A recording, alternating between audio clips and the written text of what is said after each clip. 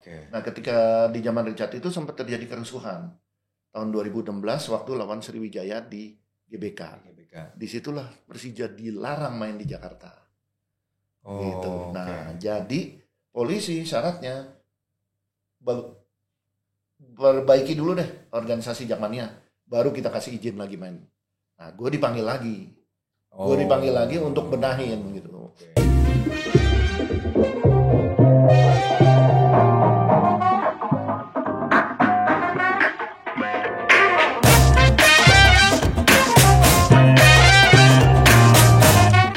Hai guys, udah lama ketemu lagi kita di Talk Forties, When Throwbacks Meet Life Hacks.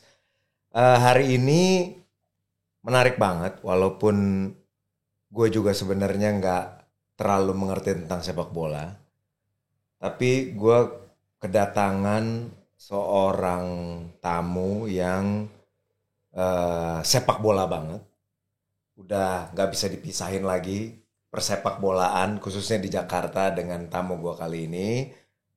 Selamat datang Bung Ferry Indra Syarif. Iya.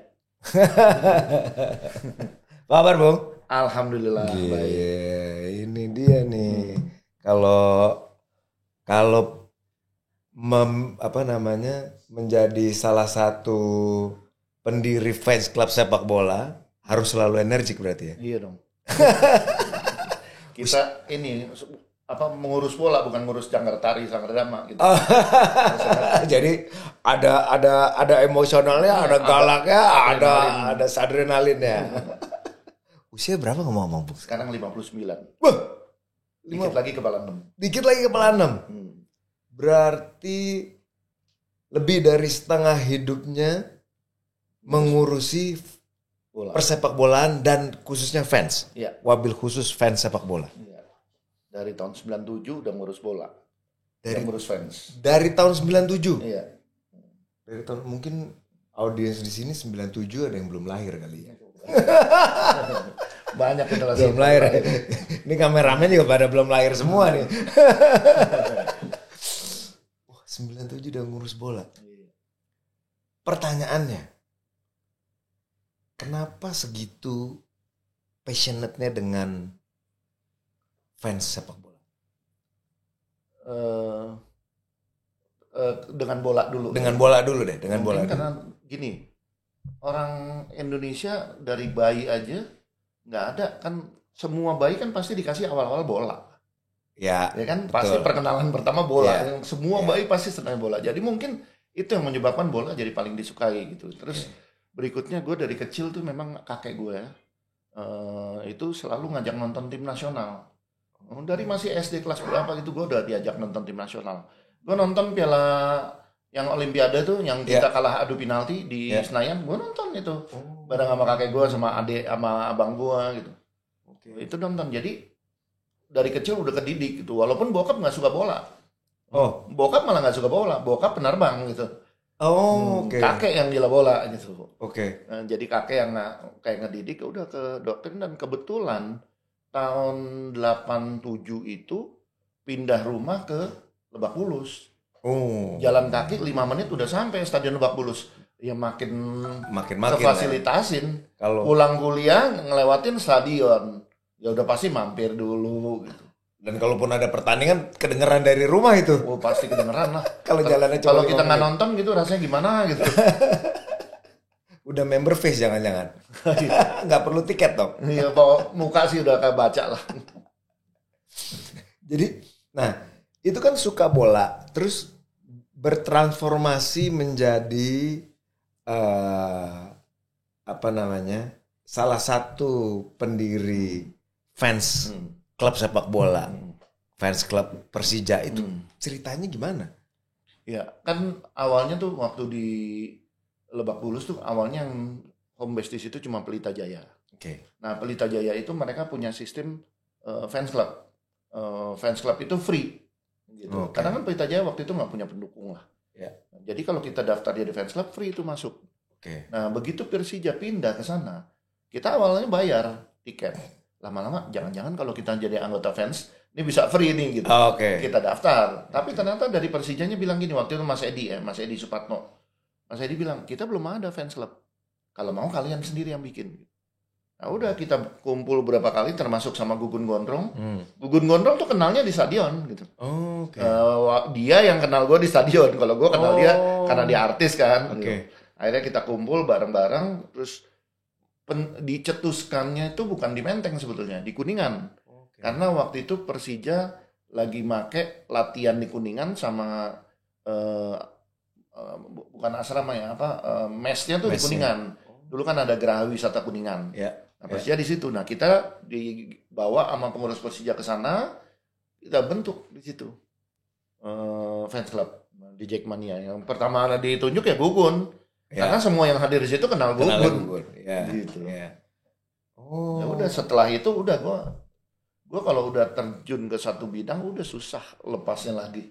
Pengen lepas ditarik lagi, pengen lepas tarik lagi. Emang udah kodratnya kali. Sekarang ada berapa anggota komunitas yang terdaftar? Ada 110 Korwil dan Biro. Biro itu untuk yang di luar Jabodetabek. Kalau yang di Jabodetabek itu namanya Korwil, koordinator wilayah. Anggotanya bisa sampai 110.000. 110.000. Iya, itu yang resmi ya. Resmi dalam arti dia punya KTA dan KTA-nya masih aktif. Karena kalau yang KTA-nya nggak aktif ya kita nggak hitung gitu. KTA masih aktif tuh syaratnya apa? Kan dia kalau daftar jadi anggota KTA-nya berlaku 3 tahun. Nah 3 tahun kemudian dia harus berdaftar ulang. Karena itu pendataan kita kan, kalau satu waktu dia pindah apa gimana kan kita harus tahu terus update ininya ya. Dia harus daftar lagi 3 tahun. Kalau yang nggak daftar lagi hilang namanya jadinya.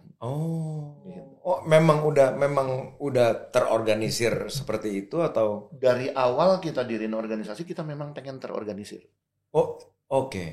Dari awal kita pengen punya identitasnya itu di kaos anggota dan di kartu anggota. Dari awal kita diriin 40 orang yang diriin. Terus kan berkembang. Berarti starting dari tahun berapa tuh? 97. Start dari 97. Fast forward sekarang udah 2024. Berarti Bung Ferry sekarang masih aktif juga di Jackmania atau udah berganti ketuanya udah bukan Bung Ferry lagi? Di Jackmania gue cuma jadi penasehat. Tapi gue ketika selesai jadi ketua The Jack itu diminta Persija narik. Jadi ketika sebenarnya gue gini, gue tahun 99 sampai 2005 itu gue 3 periode gue jadi ketua The Jack. Tahun 2005 gue udah kepala 4 waktu itu. Gue bilang Jackmania ini harus dipimpin sama anak muda. Gak bisa orang udah kepala 4 masih mimpin The Jack. Jadi gue berharap ada penggantinya. Nah gantilah Danang. Danang 4 tahun 2 periode. Terus ada yang namanya Rico 4 tahun 2 periode. Kemudian dipimpin Richard 3 tahun karena waktu itu dirubah 1 periode 3 tahun. Nah, gue terpaksa melanggar aturan main gue yang gue bilang harus dipimpin terus sama anak muda. Karena selama sebulan gue mikir untuk nolak tadinya. Tapi setelah gue lihat memang tidak ada hal yang bisa dilakukan oleh calon-calon yang lain gitu. Ya udah, gue bersedia tapi dengan syarat gue cuma 1 periode. Jadi tahun 2017, 18, 19. Gue cuma 1 periode dan ada 6 syarat gitu loh. Salah satu syaratnya gue cuma mau 1 periode. Setelah itu gue akan dalam periode ini gue akan nyiapin kader dan gue akan nyiapin aturan-aturan yang gue anggap itu paling pas untuk kondisi sepak bola sekarang, kondisi supporter sekarang gitu. Jadi ketika tahun 2019 selesai ya gue udah nyiapin. Ada 3 orang yang gue siapin dan ternyata yang terpilih salah satu dari 3 itu. Diki Sumarno. Ya ini memang udah gue siapin dari dulu supaya dia ini. Selain Diki kan ada Irlan, ada Doni gitu. Tapi ya anak-anak percaya sama Diki ya. Alhamdulillah Diki kepercaya 2 periode gitu. Jadi kan gue selalu bilang sama anak-anak, ketua umum yang sukses itu bukan ketua umum yang pintar mimpin ininya, tapi ketua umum yang sukses tuh salah satu indikasinya adalah ketika dia bisa menyiapkan kader supaya proses regenerasi jalan terus. Gitu. Kalau ada kader berarti ini sukses gitu. Nah ini menarik nih ngomongin regenerasi. Kalau dari tahun 97 sampai sekarang dengan anggota yang mungkin 110.000 lah tadi dibilang. Itu kan berbagai macam, ya baik status sosial ya, umur lah yang paling yang paling kelihatan perbedaannya umur lah. Gimana tuh cara membuat The Jack ini relevan untuk anak? Ada minimum umurnya nggak untuk gabung?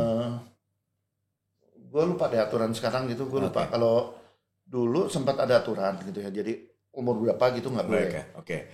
Ya dari yang paling muda mungkin katakanlah 18 tahun misalnya. 18 tahun sampai ya Bung Ferry aja udah mau 60 gitu. Harusnya Jack Manula ya. Jack Manula bukan? Jack Mania ya. Jack Manula harusnya. Itu gimana cara membuat tetap relevan ya dengan berbagai macam. Gini, kita beruntungnya The Jack itu, kita berangkat dari sebuah tim yang minim dukungan. Dulu orang Jakarta kayak malas nonton Persija. Selain mungkin waktu itu prestasi lagi menurun, tapi di Jakarta ini kan heterogen, banyak pendatang. Dan pendatang itu masih terlalu bernostalgia dengan kenangan-kenangan di kampungnya.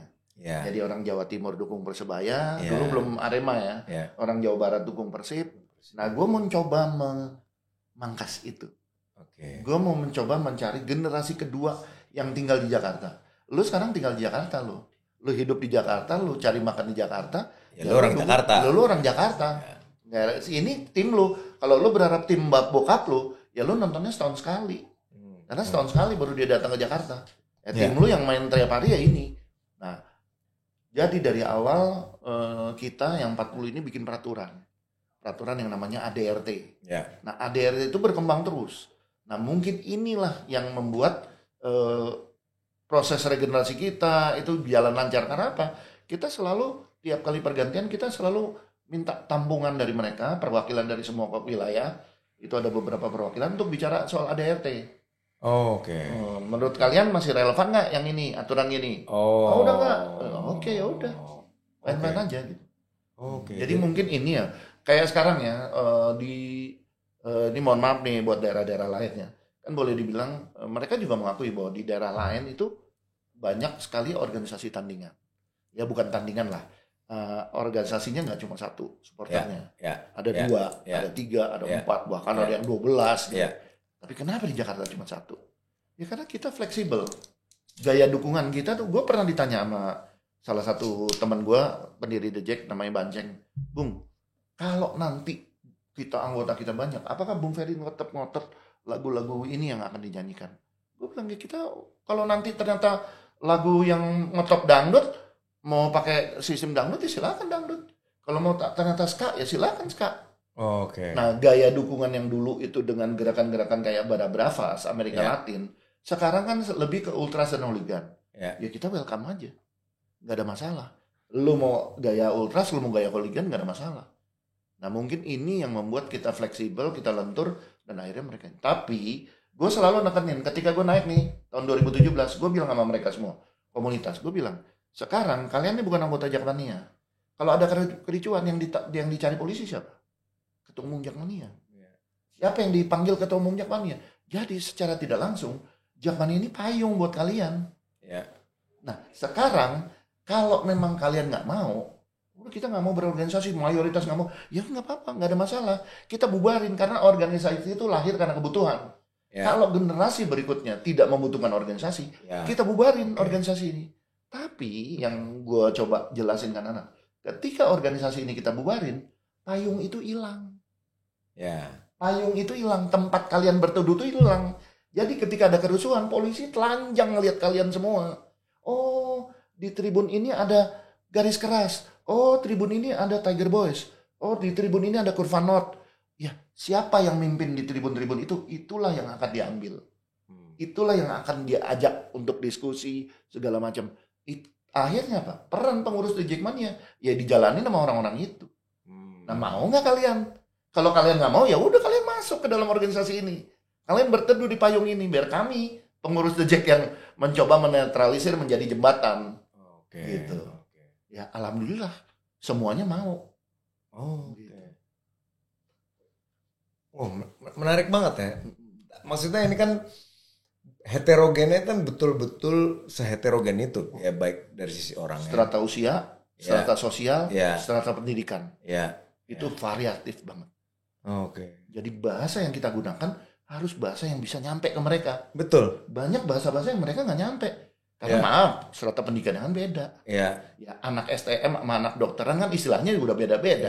Gitu. Pengendalian emosinya juga beda-beda. Beda-beda. Tapi satu hal, orang nonton bola adalah orang yang gini. Pasti rata-rata pernah nonton bola. Ketika kita nonton bola, kita teriak sepuas-puasnya. Oh, pemain goblok aja kita suka lepas, goblok loh, gitu. Tapi begitu selesai sepak bola, itu baru kayak orang digampar baru bangun dari tidur, dia langsung ingat, waduh, gue belum bayar listrik nih. Waduh, besok masih ada tugas nih. Oh, PR kan kita kayak bangun dari mimpi gitu jadinya. Nah, orang-orang itu kan orang-orang yang boleh dibilang kesirap gitu di sepak bola, keras ya. Satu yang gue ambil kesamaannya adalah mereka rata-rata orang yang keras gitu. Jadi kalau nggak keras lu nggak usah nonton bola lu. Gitu. Gitu. Jadi kenapa gue bisa coba nertipinnya? Aturan itu harus ditegakin dengan keras. Nah, sebagai fans itu kan lebih tinggi faktor emosional dibanding rasional. Mungkin buat orang-orang di luar yang memang fans berat sepak bola nggak terlalu ngerti gitu kok segitu emosionalnya. Sementara kan dengan segitu lebarnya range umur apa segala macam, itu kan juga punya tingkat kedewasaan emosional yang berbeda-beda. Yang anak muda, yang memang masih muda, masih darahnya panas istilahnya, itu mungkin masih ada tips nggak sih dari Bung Ferry gitu buat fans muda ini khususnya gitu, Gen Z atau Gen Alpha malah mungkin yang memang segitu cintanya dan udah jadi fans sepak bola seperti layaknya Bung Ferry dulu waktu usia 30-an. Sarannya apa sih buat mereka? Gimana cara mereka bisa punya pagar gitu? Gini, aturan ada, tapi kalau nggak ada yang menegakkan, itu nggak bakal jalan. Ada yang menegakkan, tapi kalau yang menegakkan nggak dikenal, nggak bakal jalan. Jadi gue selalu bilang sama ketua-ketua pengganti gue selalu tak kenal maka tak disayang. Seorang slang aja yang sudah segitu ngetopnya, ketika dia ngeluarin album baru, dia akan pertunjukan ke 40 kota, memperkenalkan album barunya. Padahal dia slang loh, udah terkenal. Bahkan bukan cuma di Indonesia, di mana-mana. Demikian juga ketua umum. Yang namanya ketua umum nggak bisa, lo cuma duduk di belakang meja, di dalam kantor sekretariat, nggak mau turun ke bawah, nggak bisa. Ya lo harus turun ke bawah. Semua wilayah, gue nih ya, alhamdulillah ada 100 wilayah yang resmi menjadi anggota, menjadi bagian dari struktur Jackmania. 100 wilayah itu pernah gue datangin. Belusukan apapun gue. Gue tuh orangnya, karena gue dulu pencinta alam ya. Gue orangnya ayo aja kita diajak, Bung, kalau nginep di sini emperan nggak apa-apa, Bung. Ini apa-apa, ayo aja. Gue kalau nonton bola zaman dulu, zaman muda juga nontonnya tidurnya di bawah tribun, gelar koran, gelar apa ponco kalau ini ya, udah tidur aja udah. Ayo aja gitu. Tapi yang penting apa? Kita mendekatkan diri ke mereka.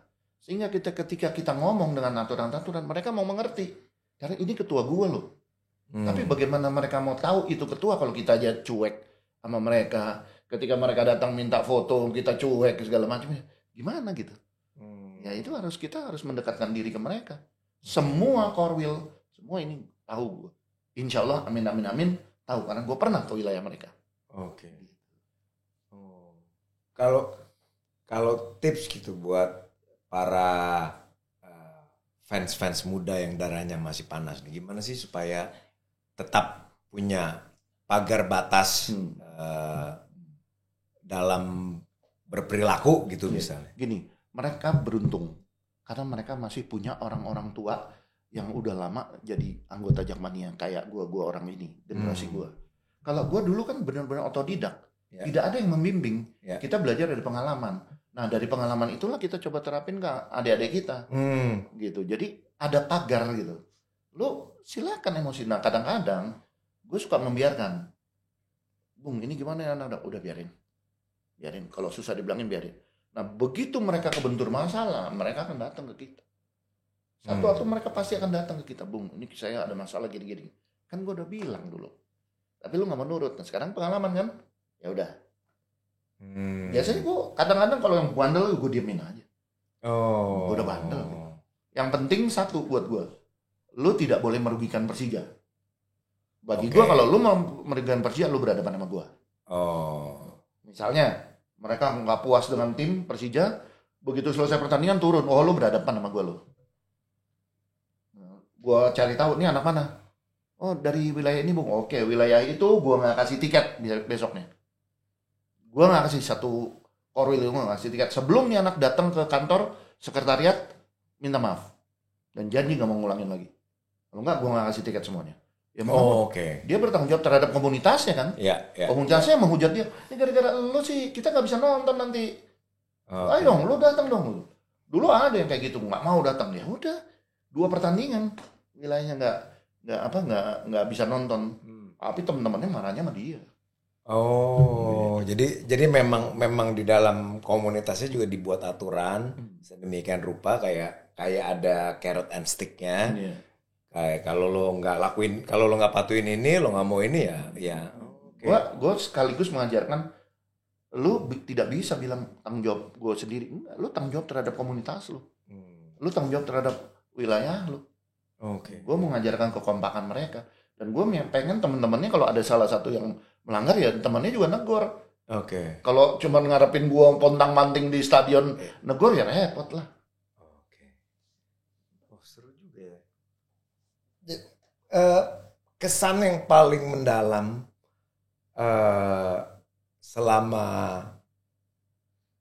hidup biar bisa dibilang tadi gitu setengah hidupnya itu didedikasikan untuk sepak bola wabil khusus Persija.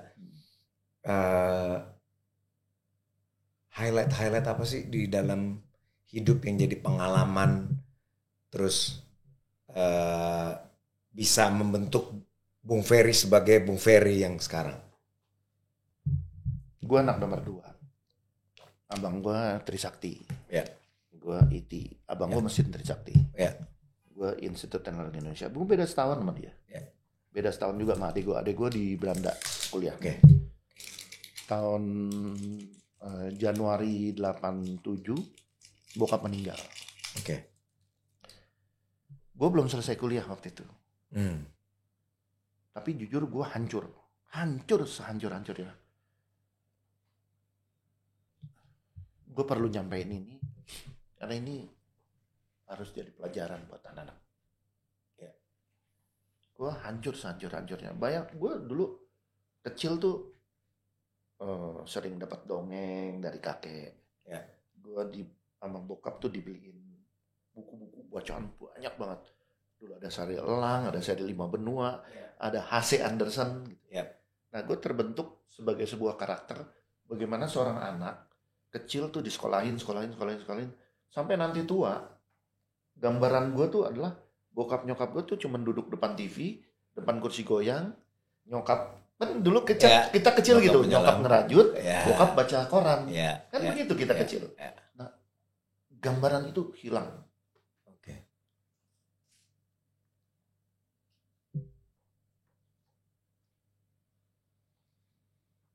Gambaran itu hilang, sehingga gue kayak nggak punya motivasi. Buat apa lagi gue kuliah? Bokap udah nggak ada. Selain waktu itu ada kendala dana. Karena kan bokap penerbang dan bokap mendidik memanjakan kita semua. Jadi tidak ada satupun orang yang punya pikiran nyari duit. Bokap bilang udah itu urusan gua gitu. Lu kuliah, lu ngapain lah segala macem. Bahkan nyokap aja tuh dikasih les macem-macem. Les masak, salon semua. Wah nyokap sampai nyetir mobil sendiri gitu. Jadi blank tuh gue boleh dibilang kuliah gue terbengkalai lama sekali. Sampai akhirnya ada sahabat gue yang insya Allah amin terjemput gue di sini. Itu sahabat SMA. Bilang gini, Fer, kita kan kalau panitia 17 Agustus itu kalau minta dana ke sana sini, ujungnya kan diminta laporan. Laporan pertanggungjawaban, dananya dipanen aja. Nah kita nih sebetulnya dari umur 5 tahun itu di sekolahin TK sampai kita kuliah, ya, pertanggungjawaban kita apa? Orang tua kita ngeluarin uang segitu banyak. Pertanggungjawaban kita apa? Kalau lu nggak mau selesaiin kuliah, terus tanggung jawab lu masih berani ketemu nyokap lu, tanggung jawab lu apa? Orang bokap nyokap lu ngebiayain lu. Nah itu yang membuat gue, aku harus selesai nih. Gue harus selesai. Gak bisa gue tinggalin gitu aja. Kebetulan di tetangga gue itu minta, ada anak SD itu minta, Bu ngajarin matematik dong gitu. Nah, dia awalnya santai ajarin matematik dia. Tahu-tahu di ijazahnya matematiknya 10. Ibunya datang ke rumah gue. Fer, anak saya nih biasanya di rapot tuh merah mulu matematik. Ini di ijazah 10. Yaudah deh tante pengen Ferry lebih serius deh SMP sama Ferry. Nah disitulah mulai dia bayar. Tadinya kan nggak bayar. Gue bilang ya gue ini aja gue anggap adek nih anak gitu. Tapi ibunya bilang enggak, saya serius, saya bayar. Ya udah. Nah namanya ibu-ibu kan dari mulut ke mulut. Dari mulai satu orang lama-lama sampai ibu-ibu di Pondok Indah. Nah gue mulai tuh terima uang. Ketika gue terima uang gue berpikir, lumayan juga nih. Padahal penelitian gue itu butuh 5 juta. 5 juta dia dulu kan gede banget. Gue mau minta orang tua tuh udah gak enak gue. Kasihan sama ibu gue gitu. Akhirnya gue pikir, wah gue tabung aja nih buat penelitian gue. Karena gue kan mekanisasi pertanian. Gue harus penelitian. Ya udah gue coba kumpulin duit. Gue memberanikan diri lagi ke kampus. Gue ngomong sama ketua jurusan gue mau selesaiin. Ketua jurusan gue, Pak Jatmiko, orang Pasar Minggu juga. Dia salah satu guru dalam hidup gue lah. Banyak hal-hal yang gue ambil pelajaran dari dia. Dia keras ngajarinnya. Akhirnya alhamdulillah gue selesai. Jadi gue selalu bilang sama anak-anak The Jack yang lain gitu. Kalau misalnya mereka malas sekolah, mereka malas kuliah, gue selalu bilang kayak gitu. Gue cerita mengenai kejadian gue. Tanggung jawab lu apa sama orang tua lu? Orang tua lu masih mampu nguliahin lu udah gak mau. Nah terus tanggung jawab lu apa? Gitu. Terus misalnya ada yang udah kerja gitu, gue selalu ingetin ke mereka, biar kata lu cuman ngasih ibu lu 50.000, ya itu bentuk tanggung jawab lu. Tapi kalau lu gak ngasih sama orang salah, gaji saya kecil Bung, mau sekecil apapun lu tetap harus nyisihin. Karena gue bilang selalu doa orang tua itu akan paling, itu apa ya, benar-benar yang membuat spirit kita paling luar biasa. Gitu. Jadi itu yang selalu gue ajarin ke anak-anak DJ. Wah, dalam banget. Gue terus nggak benar-benar nggak menyangka bahwa ini akan sedalam ini. Tapi menarik banget ya, Bu. Maksudnya dengan semua pengalaman hidup yang pernah Bung hadapi, berbagai macam jenis manusia bisa dibilang yang dihadapi selama hidup. Tapi memang turning point-nya itu justru malah di saat kehilangan yang begitu dalam, dan alhamdulillah bisa betul-betul jadi lompatan, dan memang selalu ada jalannya. Jadi mungkin emang mental mesti kuat ya, Bung. Maksudnya ya, harus. Kadang-kadang kan apalagi sering tuh sekarang disebut tuh kalau anak-anak sekarang mungkin sekarang hidupnya lebih enak, nyari uang lebih gampang mungkin, menjadi konten kreator lah mimpinya, atau dengan di sosial media bisa cari uang gitu. jadinya mentalitinya juga mungkin di beberapa artikel yang saya baca juga agak fighting spiritnya agak kurang. Mungkin mudah-mudahan dengan mendengar cerita Bung ini itu betul-betul jadi membuka ya. Amin. Pokoknya anak-anak sekarang tuh harus tahu di balik semua kesuksesan mereka itu selalu ada doa ibu yang menyertai, doa orang tua yang menyertai. Mereka nggak boleh lupa itu. Gue nyiptain lagu. Lagunya tuh yang terakhirnya ada Nyak Babe doa restunya, gitu. Awalnya di mana lupa gue. Matahari mana? Bukan. Jadi waktu itu gue ngeliat gini, ada korban jiwa di Jejek. Waktu itu udah bukan gue ketuanya. Nah, gue tanya, gue sampai nengokin, gue sebagai orang mewakilin Persija, gue nengokin. Nah, begitu gue nengokin, oh tuh ibunya jerit-jerit segala macam, anaknya tuh kecelakaan. Jadi ternyata anaknya tuh nggak pamit sama orang tuanya. Anaknya tuh lagi main depan rumah, tiba-tiba teman-temannya ngajakin, nonton Persija gitu. Di Jakarta Barat dia ada. Karena Lebak Bulus, teman-temannya ternyata naik truk kontainer. Numpang BM gitu loh, bahasa zaman dulu BM apa? Ya numpang bak gitu, namanya BM. Nah itu mereka naik situ. Nah dia nih karena mungkin baru apa gimana, kepleset jatuh kelindes, mati. Jadi gue terus ada lagi kejadian dia naik di atas, di Metro Mini atas. Dia teriak-teriak ngadepnya ke belakang, dia nggak tahu ada portal, kepentok jatuh mati. Nah jadi akhirnya gue nyiptain lagu. Lu harus minta izin sama orang tua lu. Kalau lu mau nonton bola pun lu harus minta izin sama orang tua lu. Karena doa orang tua lu lah yang menyelamatkan lu. Nonton mondar-mandir dari rumah lu ke Lebak Bulus ke rumah lu, ya itu doa orang tua lu yang menyertai gitu. Oke. Gitu. Jadi gue selalu pakai waktu itu pakai lagu gue bikinnya. Biar lebih masuk. Iya. Kalau pakai lagu kan biar lebih masuk. Iya. Wah, luar biasa ya Bung ya. Maksudnya kalau misalnya kita tarik gitu ke zaman sekarang, melihat industri sepak bola sekarang udah jauh lebih baik, aksesnya lebih baik. Ngelihat perubahan nggak sih dari mentalitinya The Jack sendiri, dari gimana cara interaksi The Jack sendiri, atau ada nggak perubahan itu dirasain dan gimana perubahan itu? Ini musuh utama kita sekarang itu bukan siapa-siapa, tapi apa? Musuh utama kita tuh sekarang adalah media sosial. Karena apa? Di sana tidak ada pendidikan. Di sana mereka bebas, sebebas-bebasnya caci maki orang tanpa mereka ketahuan siapa. Jadi tidak ada yang bertanggung jawab gitu. Nah ini yang ketika gue naik lagi, itu yang gue perangin. Jadi gue sempat ditanyaan sama dulu Bandung tuh, ketika mau didamain antara Bandung dengan Jakarta, gue sempat bekalin 7 langkah menuju perdamaian gitu. Tapi gue gak akan bicara langkah kedua sebelum langkah pertama tuntas.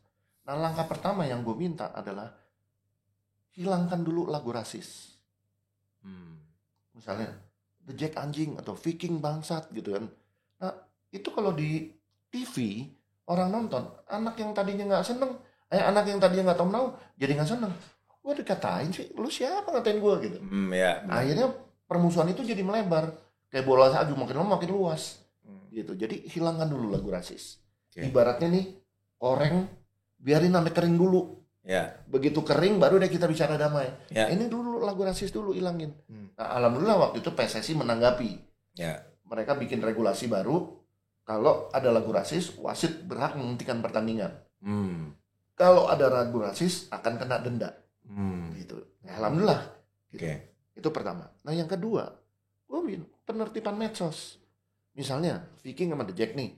The Jack harus punya 1 akun resmi. Viking harus punya 1 akun resmi. Persib dan Persija juga punya 1 akun resmi. Ketika 4 akun resmi ini bikin provokasi, kan federasi yang menghukum. Karena mereka termasuk dalam aturan federasi. Tapi kalau yang di luar resmi ini kan nggak masuk dalam aturan federasi. Federasi nggak bisa menghukum orang, mereka bukan bagian dari kita. Tapi mereka pakai nama Persija, sama Jakmania.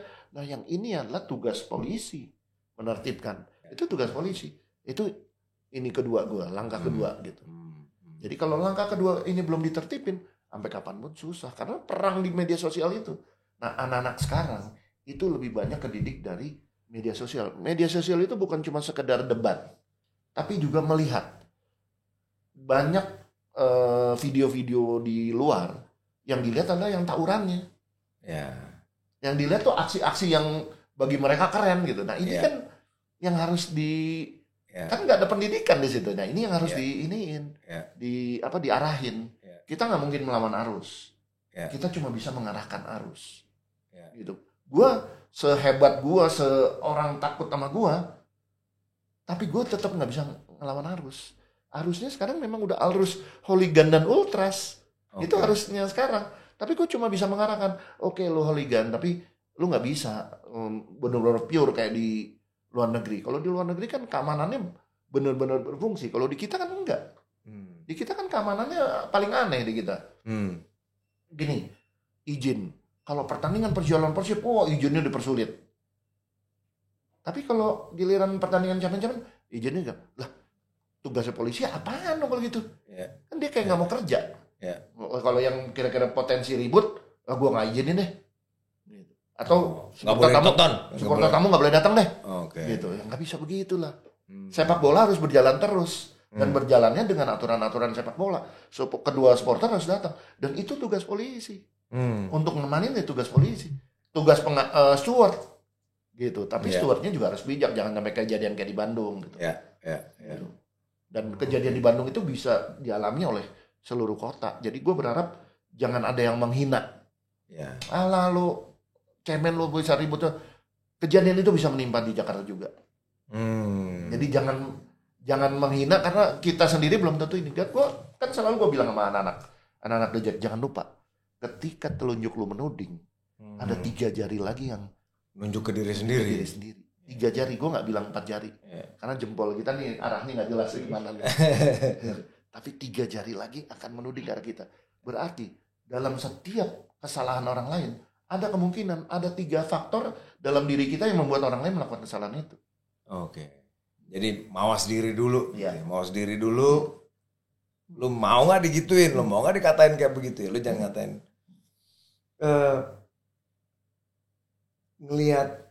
Melihat perkembangan saat ini,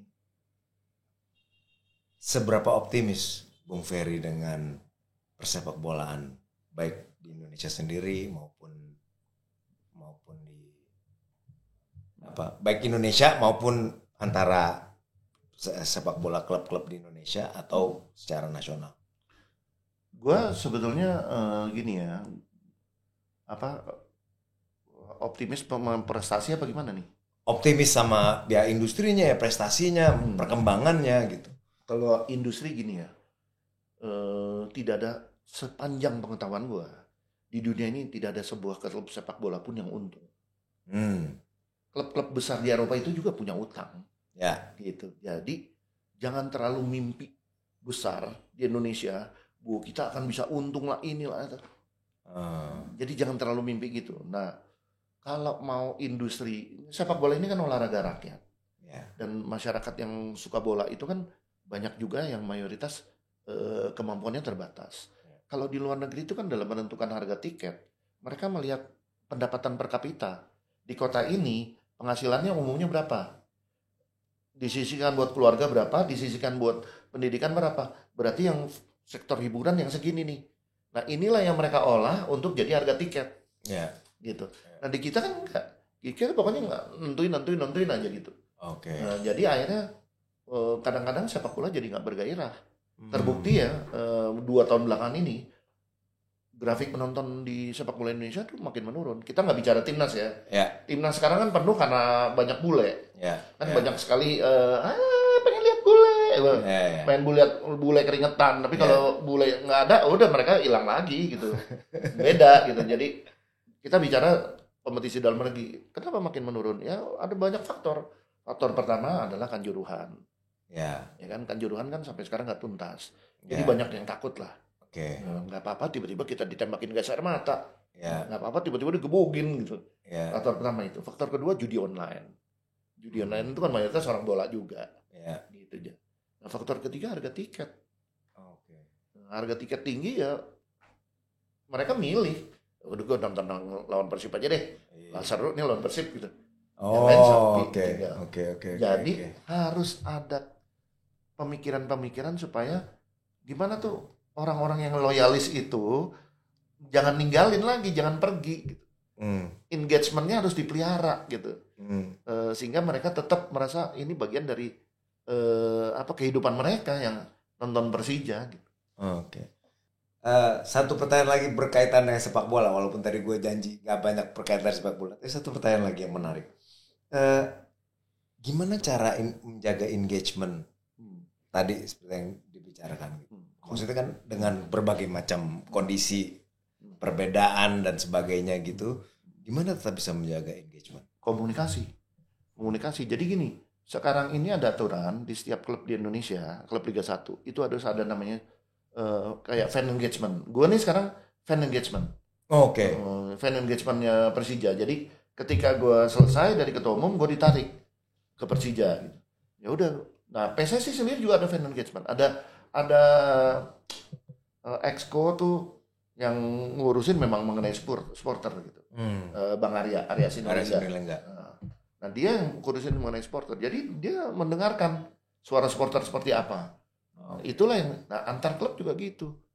Nah alhamdulillah di Persija ini komunikasinya cukup lancar. Jadi kalau misalnya sekarang Om bisa nggak kalau kita naikin harga tiket sini? Oh jangan, terlalu drastis gitu. Misalnya itu baru soal harga tiket. Kemudian soal pemain gitu. Jadi gue berharap semua klub tuh juga mendengarkan aspirasi supporter gitu. Karena kan ini kaitannya dengan tontonan gitu. Ya kan? Tontonan. Jangan jalan sendiri-sendiri gitu. Supporter tahu apa sih? Gua yang tahu nih gue rekrut pemain baru nih asing. Ini udah pasti bagus lah.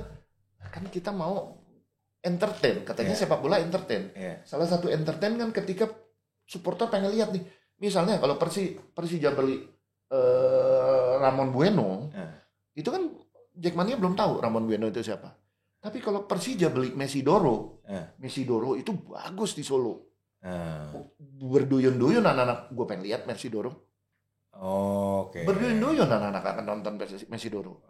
Gitu. Demikian juga kalau misalnya kita beli si Jaja tuh, Madura. Ini benar-benar gantinya Rohit nih. Jaja udah ketahuan memang bagus mainnya. Tapi kalau kita beli yang baru lagi, anak-anak masih bertanya-tanya. Ada yang penasaran nonton, tiket mahal enggak?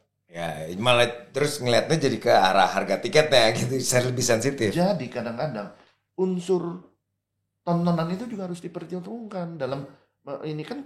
Ya ada yang bilang kan kita mau prestasi Bung. Lu jamin dengan pelatih ini, dengan pemain ini, lu jamin nggak akan ada prestasi? Kan nggak jamin. Tapi kalau kita nurutin anak Dejek, gue udah beli Gustavo nih, top scorer. Berarti kan memang udah gue coba yang terbaik untuk lu pade. Ya Dejek kan jadi senang. Top scorer dibeli. Kalau ternyata nggak berhasil juga, berarti ada sesuatu lagi yang salah. Tapi paling nggak kita mendengarkan aspirasi mereka. Masa dari 8 pemain asing nggak ada satupun pemain permintaannya Jackmania? Kan nggak mungkin. 8 loh sekarang loh. Pertanyaan terakhir agak bercanda, agak pinggir jurang. Sekarang sering dideketin sama calon-calon gubernur dong. Iya. Bener. Wah gue seneng banget ditanya itu. Malah gini, gue malam ini akan gue larin statement gitu. Karena gini ya. Dari pertama kita ngedirin organisasi Jackmania, kita udah sebut kita no politik, no profit. Jadi tidak boleh mengatasnamakan organisasi untuk berpolitik dan tidak boleh menggunakan organisasi untuk nyari duit. Ini organisasi sosial gitu. Nah itu dua itu yang kita harus pegang teguh. Nah godaan itu banyak. Ya pasti. Tapi pelanggaran itu bisa terjadi karena sengaja. Ada yang nggak sengaja gitu. Yang nggak sengaja tuh jebakan. diajak nobar nih. Oh ada bandnya ini. Oh iya no. Begitu rame-rame nobar, tentu datang Cagup loh. Foto-foto sama mereka. Nah itu kan jebakan. Ya. Tapi ada juga yang ada yang nggak enak gitu. Ya. Tiba-tiba gue mau ketemu sama lo, ada yang punya perasaan gak enak. Ya udah deh foto deh. Makanya gue bilang sama anak The Jack, gue bilang di mata gue seorang laki-laki itu bukan dia yang merokoknya kuat, dia yang mabok jago, berantem jago, bukan. Seorang lelaki itu bagi gue adalah orang yang bisa bilang tidak ketika dia memang harus mengatakan tidak, dan dia bisa bilang iya ketika dia memang harus mengatakan iya. Ngerokok dong, enggak, cemen lo, dibilang cemen nggak mau, gue ngerokok deh. Itu bukan laki, laki namanya. Bukan laki. Gitu.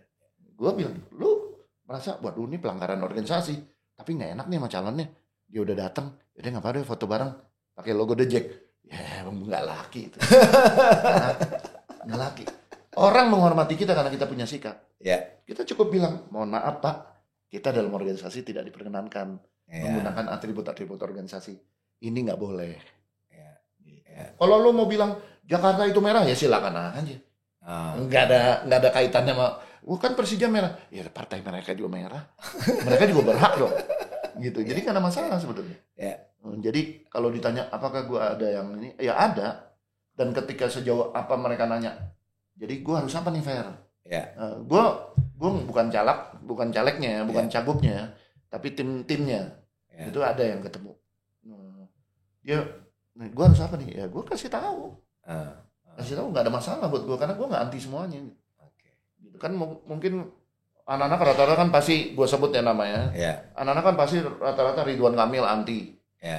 Gue bilang gue tidak milih, kalau toh gue tidak milih Ridwan Kamil bukan karena dia seorang bobotoh, karena gue nggak mau menyangkut pautkan bobotohnya dia dengan cagupnya ini. Karena gimana orang kalau udah diminta untuk suruh jadi perintah partainya mau gimana?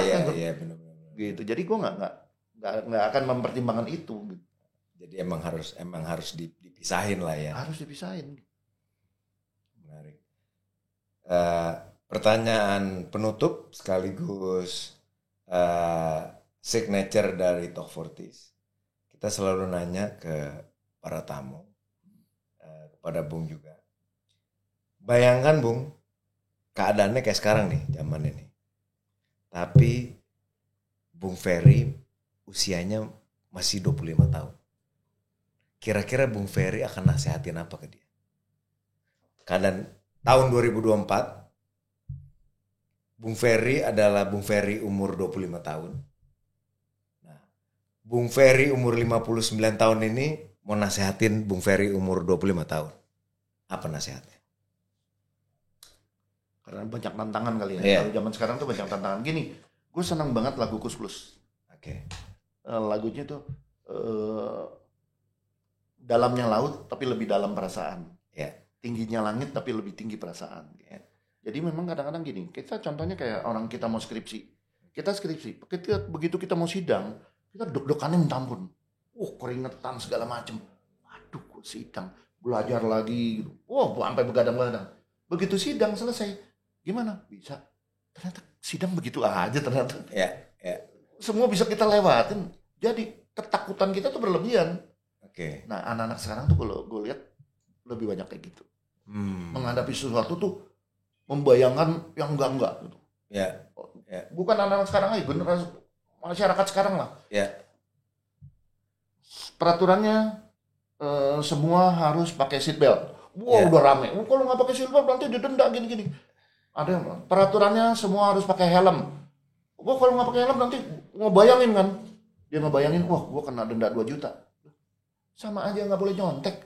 Lu nggak boleh nyontek lu boleh nyontek asal jangan ketahuan. Gitu. Kalau ketahuan kan, nah kalau lu nggak melanggar kan lu nggak kena. Gitu. Jadi jangan membayangkan sesuatu yang berlebihan. Jalanin aja, tempuh aja gitu. Bung nanti gimana ya kalau kita datang ke sana, ntar kita diserang. Udah diserang belum? Belum. Ya udah kita jalanin aja dulu. Kun fayakun. Apa yang terjadi terjadilah. Itu bagian dari resiko perjalanan kita. Tapi yang penting jangan membuat kita gara-gara ketakutan, gara-gara perasaan, gara-gara bayangan yang enggak, sehingga akhirnya kehidupan kita terbatas. Jadi terkungkung sama ketakutan sendiri yang belum tentu terjadi juga. Belum tentu terjadi gitu. Luar biasa. Terima kasih Bung Ferry atas waktunya. Terima kasih atas bagi-bagi cerita hidupnya. Luar biasa sekali. Gue betul-betul melihat cerita-cerita yang Bung Ferry share di sini. Banyak banget yang bisa dikutip, dijadiin pelajaran buat teman-teman Gen Z semua. Terima kasih banyak sekali lagi menyediakan waktu buat Talk Fortis. Buat teman-teman semua, jangan lupa follow Talk Fortis, subscribe, ada di channel kita di Nix Creative Hub, ada di TikTok Nix Creative Hub. Subscribe YouTube-nya Nix Creative Hub, dengarkan di Spotify dan Noise Talk Fortis. Sampai ketemu lagi. Assalamualaikum warahmatullahi wabarakatuh. Wah, gila, thank you.